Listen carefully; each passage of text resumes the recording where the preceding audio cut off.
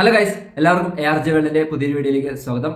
Dominic and the ladies bus എന്ന് പറയുന്ന cinema കണ്ടു. മമ്മൂട്ടി കമ്പനി പ്രൊഡ്യൂസ് ചെയ്ത് മമ്മൂക്ക നായകനായിട്ട് വന്ന് ഗൗതം വാസുദേവ് മേനോൻ എന്ന ബ്രാൻഡ് ഡയറക്ട് ചെയ്ത Dominic and the ladies bus. ആ ഒരു സിനിമയെ കുറിച്ചിട്ടുള്ള എൻ്റെ അഭിപ്രായമാണ് ഈ ഒരു വീഡിയോയിലൂടെ ഞാൻ പങ്കുവയ്ക്കാനായിട്ട് പോകുന്നത്.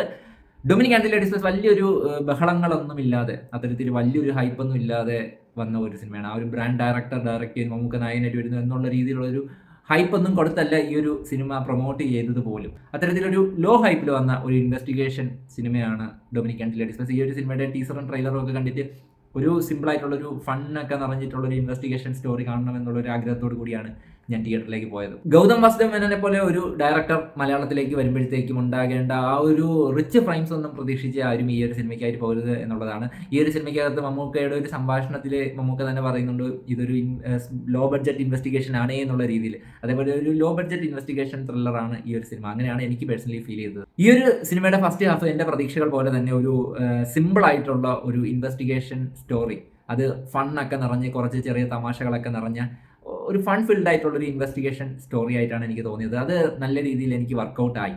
പ്രത്യേകിച്ച് മമ്മൂക്കയുടെ ആ ഒരു ക്യാരക്ടറും ആ ഒരു ക്യാരക്ടറിന് കൊടുത്ത ബിൽഡപ്പും പിന്നെ ഗോകുൽ സുരേഷിൻ്റെ ആ ഒരു ക്യാരക്ടറും അവർ തമ്മിലുള്ള ആ ഒരു കെമിസ്ട്രി ഒക്കെ എനിക്ക് നല്ല രീതിയിൽ വർക്കൗട്ടായി. അതിനകത്ത് തന്നെ അവരുടെ ആ ഒരു കോൺവെർസേഷൻ ഇടയിൽ വരുന്ന ചില കോമഡീസ്, ആ ഒരു സംഭവങ്ങളൊക്കെ എനിക്ക് നല്ല രീതിയിൽ വർക്കൗട്ടായി. ഞാൻ നല്ല രീതിയിൽ തന്നെ ചിരിച്ചു. അതേപോലെ തന്നെ ആ ഒരു ഫൺ എലമെന്റിൽ നിന്ന് പതുക്കെയാണ് ആ ഒരു മിസ്റ്ററിയിലേക്ക് ഈ ഒരു സിനിമ കൊണ്ടുപോകുന്നത്. അതും ആ ഒരു കണക്ഷനും നല്ല രീതിയിൽ തന്നെ എനിക്ക് പേഴ്സണലി വർക്കൗട്ടായി. മമ്മൂക്കയുടെ ക്യാരക്ടർ ആയിട്ടുള്ള CI ഡൊമിനിക് എന്ന് പറയുന്നത് ഒരു ഡിറ്റക്റ്റീവ് ആണ്.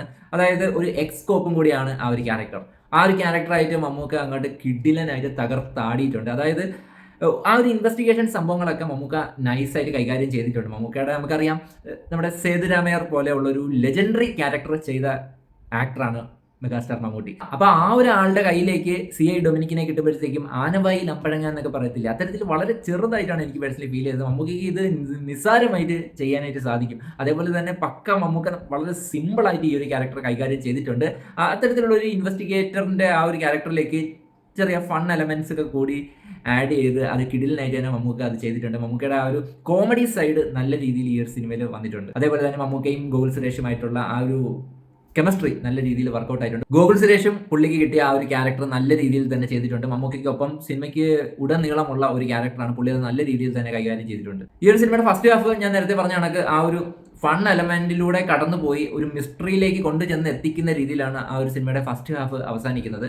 അതിനുശേഷം സെക്കൻഡ് ഹാഫിലേക്ക് വരുമ്പോഴത്തേക്കും എനിക്ക് ഈ ഒരു സിനിമയിൽ മെയിൻ ആയിട്ട് തോന്നിയ ഒരു നെഗറ്റീവ് അതാണ്. അതായത് സിനിമയുടെ ലെങ്ത് കുറച്ചധികം കൂടിപ്പോയതുപോലെ ഒരു ഫീൽ എനിക്ക് പേഴ്സണലി തോന്നി. അതായത് കുറച്ചും കൂടി ട്രിം ചെയ്തിരുന്നെങ്കിൽ നല്ലതായെന്ന് തോന്നി. ഈ ഒരു സിനിമ എന്ന് പറയുന്നത് നമ്മൾ ഒരു ഇൻവെസ്റ്റിഗേഷൻ സ്റ്റോറി ബുക്കൊക്കെ വായിക്കുന്ന രീതിയിൽ വളരെ ഡീറ്റെയിൽഡ് ആയിട്ടാണ് എടുത്തു വെച്ചിരിക്കുന്നത്. അത് ഒരു സിനിമയിലേക്ക് വരുമ്പോഴത്തേക്കും ചിലപ്പം ചിലർക്കൊക്കെ ലാഗ് അനുഭവപ്പെടാനായിട്ടുള്ള സാധ്യതയുണ്ട്. അതേപോലെ തന്നെ ഈ ഒരു സിനിമയുടെ സെക്കൻഡ് ഹാഫിലേക്ക് വന്നപ്പോഴത്തേക്കും ലെങ്ത് കൂടി പോയി കുറച്ച് ലാഗ് അനുഭവപ്പെടുന്നതായിട്ട് എനിക്ക് തോന്നി. ആ ഒരു ലാഗ് കാര്യങ്ങൾ വന്നതൊഴിച്ചാൽ മൊത്തത്തിൽ ഈ ഒരു സിനിമ എനിക്കൊരു നൈസ് സിമ്പിൾ ആയിട്ടുള്ളൊരു സംഭവമാണ്. ഞാൻ നേരത്തെ പറഞ്ഞ കണക്ക് ഒരു ബുക്ക് വായിക്കുന്ന രീതിയിൽ നമ്മുടെ ഷെർലോക്ക് ഹോംസ് ഒക്കെ ഇല്ലേ, അത്തരത്തിലൊരു ഇൻവെസ്റ്റിഗേഷൻ നമുക്ക് അത് സോൾവ് ചെയ്യുന്ന രീതിയും അതൊക്കെ കുറച്ച് കൗതുകത്തോടു കൂടി തന്നെയാണ് ഞാൻ കണ്ടിരുന്നത്. കുറച്ചൊക്കെ ആകാംക്ഷ ജനിപ്പിക്കുന്ന രീതിയിലാണ് ഈ ഒരു സിനിമയുടെ ഇൻവെസ്റ്റിഗേഷൻ ഭാഗം പോകുന്നത്. ഈ ഒരു സിനിമയിൽ ചില സ്ഥലങ്ങൾ എത്തുമ്പോഴത്തേക്കും പ്രത്യേകിച്ച് നമ്മൾ ആ ഒരു പണ്ട് വായിച്ചിട്ടുള്ള ഒരു ഇൻവെസ്റ്റിഗേഷൻ സ്റ്റോറി ഒക്കെ ഇല്ലേ, അത്തരത്തിൽ പ്രതിയെ കണ്ടുപിടിക്കുന്നുള്ള രീതിയും അതൊക്കെ ആ ഒരു പണ്ട് വായിച്ചിട്ടുള്ള ഒരു ബുക്കിൽ ഉണ്ടായിരുന്ന അത്തരത്തിലുള്ള ഒരു സ്റ്റോറി, ആ ഒരു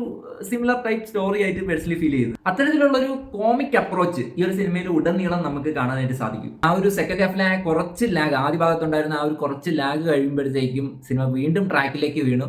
അത് ഭയങ്കരമായിട്ടുള്ളൊരു ത്രില്ലിങ് അനുഭവം എന്നൊന്നും ഞാൻ പറയുന്നില്ല, പക്ഷേ അത്യാവശ്യം ആളുകളെ ഒരു ആകാംക്ഷയിലേക്ക് തള്ളിവിടാനായിട്ട് ഈ ഒരു സിനിമയുടെ സ്ക്രിപ്റ്റിന് സാധിക്കുന്നുണ്ട്. പക്ഷേ അത്രത്തോളം ഒരു ബ്രഹ്മാണ്ഡ സാധനമൊന്നുമല്ല കേട്ടോ. ആ ഒരു ത്രില്ലിംഗ് സംഭവം അത്രത്തോളം ഒരു ഹെവി എക്സ്പെക്ടേഷൻ വെച്ചിട്ട് പോകരുത്. ഞാൻ അങ്ങനെ വളരെ വലിയൊരു എക്സ്പെക്ടേഷൻ വെച്ചിട്ടുമല്ല തിയേറ്ററിലേക്ക് പോയതും. ഒരു സിമ്പിൾ ആയിട്ടുള്ള ഒരു ഇൻവെസ്റ്റിഗേഷൻ ത്രില്ലർ കാണാനായിട്ടാണ്. അത്തരത്തിൽ നോക്കുമ്പോഴത്തേക്കും കുറച്ചൊക്കെ ആകാംക്ഷ ഉണ്ടാക്കിയെടുക്കാനായിട്ട് ഈ ഒരു സിനിമയുടെ സ്റ്റോറിക്ക് കഴിയുന്നുണ്ട്. ക്ലൈമാക്സിലേക്ക് എത്തുമ്പോഴത്തേക്കും എനിക്ക് പേഴ്സണലി പ്രഡിക്റ്റ് ചെയ്യാൻ കഴിയാത്ത രീതിയിലൊരു ട്വിസ്റ്റും ഈ ഒരു സിനിമ കൊണ്ട് ചെന്ന് എത്തിക്കുന്നുണ്ട്.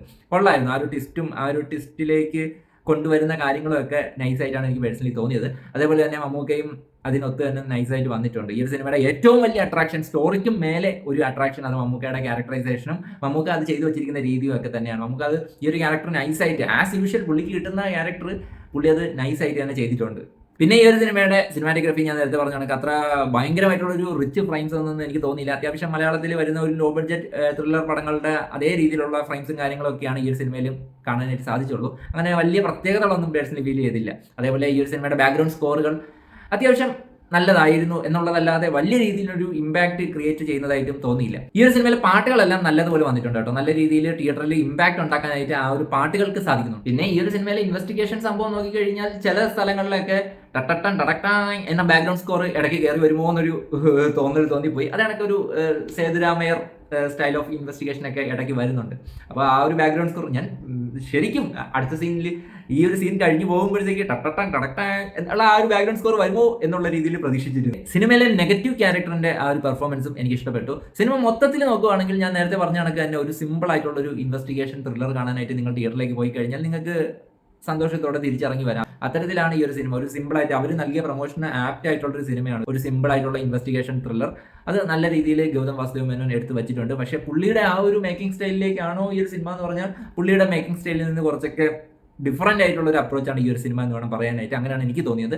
എന്തായാലും അത് കുഴപ്പമില്ലാത്ത രീതിയിൽ വാച്ചബിൾ ആയിട്ടുള്ള രീതിയിൽ തന്നെ വന്നിട്ടുണ്ട്. എനിക്ക് ഇഷ്ടപ്പെട്ടത് പടം നല്ല രീതിയിൽ വന്നിട്ടുണ്ട്. പക്ഷേ ചെറിയ എല്ലാം പെർഫെക്റ്റ് ആയിട്ടുള്ളൊരു സിനിമയല്ല. പക്ഷേ പടം നൈസായിട്ട് വന്നിട്ടുണ്ട്. മമ്മൂക്ക അടിപൊളിയായിരുന്നു, ഗോകുല് അടിപൊളിയായിരുന്നു. അങ്ങനെ ഓവറോൾ പടം വാച്ചബിൾ ആയിട്ട് വന്നിട്ടുണ്ട്. എനിക്ക് നൈസായിട്ട് ഇഷ്ടപ്പെട്ടു.